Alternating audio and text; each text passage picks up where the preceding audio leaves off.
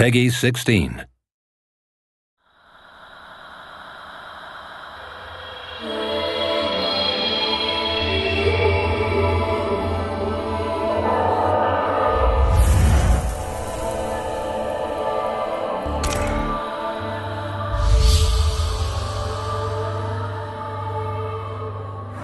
Every time we make a game at Ninja Theory, we try to think of the pillars of the game, the core of that experience. So on this particular project, Enslaved, we chose three main pillars, which were dramatic storytelling, cinematic action, and monkey and trip interaction. Hey! Hey!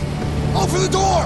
You mother... It's quite interesting how we've had to try and make Trip useful for you in game mechanics. When you start the game, the primary objective is just to get her through these mech-ridden scenarios. Then when I ask you to do something, you need to do it immediately.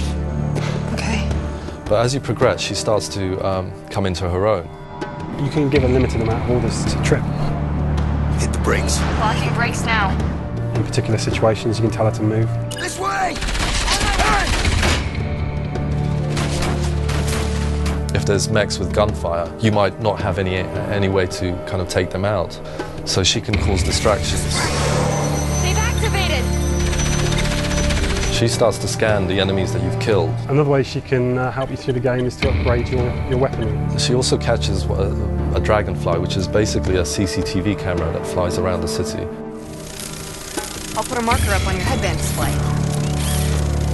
We're using her as the navigation method through the world to help you really find your way. And when we're looking at environment traversal, we really wanted to do something a little bit different to what's out there. So what we've done is create these windows of opportunity. So as you're swinging through the environment, if you hit it right, you get the right kind of combo, you can string these moves together, so you get a much more flowing experience. Monkey's main weapon is his telescopic staff. So the staff will extend and you'll be able to use it to attack at short range. Also, if he does a wide attack, it'll extend further and knock enemies back. Shoot them with a plasma blast or a stun blast. As well as that, another toy he's got in his arsenal is his cloud, and you can navigate areas that you weren't able to navigate without it. Trip is a very vulnerable character. She doesn't have any weapons. All she has is an EMP device which she can use to knock out mechs for a short amount of time and run away.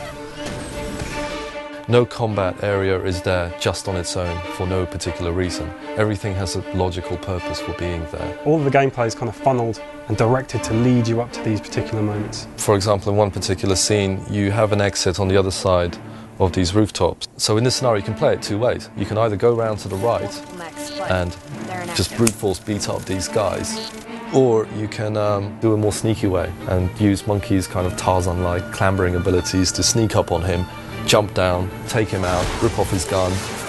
Now you've got his gun with a limited amount of ammo, and you can mow down all the other guys as they run and try and attack you.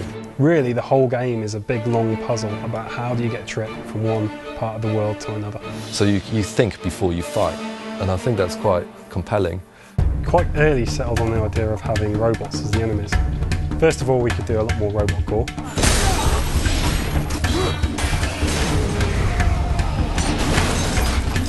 We've also tried to make it a lot more tactical, so we've added things called takedowns. And these takedowns allow you to, let's say, rip off a gun mech's arm and then use that arm to shoot another mech, or turn one of the other mechs into a bomb. The game had to be challenging, it had to be hard. It becomes a totally different experience when you play on normal, and particularly when you play on hard. It really ramps up the challenge that you're going to face and how much you have to use tactics.